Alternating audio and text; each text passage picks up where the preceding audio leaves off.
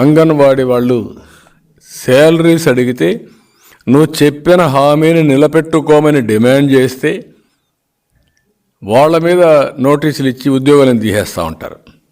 ఎంతమంది తీసేస్తారు మీరు ఉద్యోగాల నుంచి? మీరు ఏమీ తీసేయలేరు. ఇంకా రెట్టింపుగా ఇంత మునుపు నేనే 10,500 రూపాయలు ఇచ్చాను. ఎక్కడో 4,000-5,000 రూపాయలు ఉంటే 4,000 నుంచి 10,000 రూపాయలు చేశాం. మళ్ళీ అంగన్వాడీ టీచర్స్కి న్యాయం చేసే బాధ్యత తెలుగుదేశం పార్టీ తీసుకుంటాం. వాళ్ళు చేసే న్యాయమైన పోరాటానికి పూర్తిగా సహకరిస్తాం, సపోర్ట్ చేస్తాం. ఎప్పుడు కూడా పోరాటాలు చేసేవాళ్ళు ఎందుకు పోరాటం చేస్తున్నారో ఆలోచించాల్సింది ప్రభుత్వం. కానీ వాళ్ళు ఆందోళన చేస్తున్నారు కాబట్టి మేము అణిచివేస్తామంటే మాత్రం అది మంచిది కాదు. నువ్వెంత అణిచివేస్తే వేయాలనుకుంటే అంత ఉధృతం అవుతుంది తప్ప, ఒకవేళ ఈరోజు రేపు నువ్వు కేసులు పెట్టి భయపెట్టచ్చు. కానీ రేపు వాళ్ళకంటూ ఒక రోజు వస్తుంది, ఆ రోజు మీకు ఏం చేయాలో చేసి చూపిస్తారు. అందుకే నేను చెప్తున్నా, ఒక్క ఛాన్స్ పాపం. మార్పు మొదలైంది, ప్రజలకు అర్థమైపోయింది. ఈ ఒక్క ఛాన్స్ అడిగాడు, ఇచ్చాం. ఆ పాపం ఈరోజు మనకు శాపంగా మారింది. అందుకే మనం మారాలి అనేది వచ్చింది. ఇంత నా రాజకీయ జీవితంలో 45 సంవత్సరాలుగా ఇంత వ్యతిరేకత ఉన్న ప్రభుత్వాన్ని నేను ఎప్పుడూ చూడలేదు.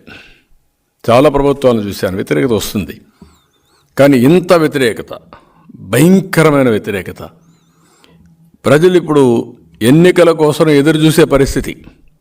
ఎప్పుడెప్పుడు ఎన్నికలు వస్తాయా, ఎప్పుడెప్పుడు నెత్తిన పెట్టుకున్న కుంపటు ధరించుకుంటామనే పరిస్థితికి వచ్చేసారు. ఇది చాలా ఎంత వ్యతిరేకత ఉందో అర్థమవుతుంది. ఒక రచ్చబండ దగ్గరికి పోయినా, టీ కోట దగ్గర కూర్చున్నా, ఒక పొలం గట్టు పోయినా, ఒక రోడ్డు మీద పోయినా, ఒక అపార్ట్మెంట్లో వచ్చినా, ఒక రైల్లో ఎక్కినా, బస్సులో ఎక్కినా, ఎక్కడ చూసినా ఒకే చర్చ. 20 ఏళ్ళు నష్టపోయామని కొంతమంది, 30 ఏళ్ళు నష్టపోయామని కొంతమంది. మొత్తం ప్రజలంతా కూడా చాలా భయంకరంగా ఈ ప్రభుత్వానికి శాపనార్థాలు పెట్టే పరిస్థితి వచ్చింది. బూతులతో తిట్టే పరిస్థితికి వచ్చారు. దీనికి కారణం 5 ఏళ్లలో ఇష్టానుసారంగా పన్నులు పెంచడం, అసలు పరిపాలన అంటూ లేకుండా పోవడం.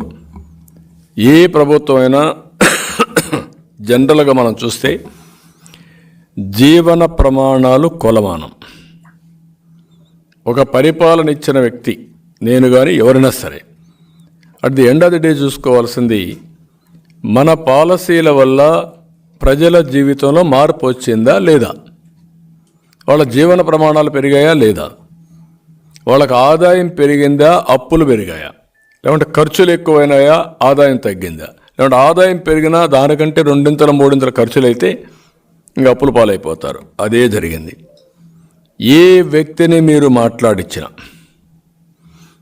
ఈ రాష్ట్రంలో ఒక్కరు కాదు, ఒక కాంట్రాక్టర్ అనేవాడిని మనం చూస్తే చాలా అసూయగా ఉంటాం. తెల్ల బట్టలు వేసుకొని తిరుగుతూ ఉంటాడు, వీడు ఎంత డబ్బులు సంపాదిస్తాను. ఇప్పుడు వాడు 30 ఏళ్ళుగా సంపాదించిన ఆస్తి ఎన్పిఏకి వెళ్ళిపోయింది. వాడు బిల్స్ ఇవ్వకుండా వాడు అయిపోయాడు. పాత రోజులు వాళ్ళ తాత ముత్తాత సంపాదించిన ఆస్తులు కూడా తాకట్టు పెట్టే పరిస్థితికి వచ్చేసారు వాళ్ళందరూ. ఒక విద్యా వ్యవస్థ, ఏదో వ్యాపారం చేసుకుందామని ఒక చిన్న స్కూల్ పెట్టుకుంటే వాడి పని అయిపోయింది. తెచ్చిన అప్పుకు వడ్డీ కట్టలేకుండా వాళ్ళు కూడా దెబ్బతిన్నారు. బాగా చదువుకుంటే ఉద్యోగం వస్తుందనుకుంటే ఈరోజు ఎవ్వడికి ఉద్యోగం లేదు. నెంబర్ 1, 24% నిరుద్యోగంతో ఏపీ నెంబర్ 1. వీళ్ళు మాట్లాడుతున్నారు అన్నింటిలో మేము ఏపీ నెంబర్ 1. ఏం నెంబర్ 1? మీరు ఇటుంటట్లో నెంబర్ 1లో. ఈరోజు చదువు మీద నిరాసక్తత వచ్చింది. నా జీవితంలో ఎప్పుడు నేను చూడలే ఇంతమంది పిల్లలు అన్రెస్ట్.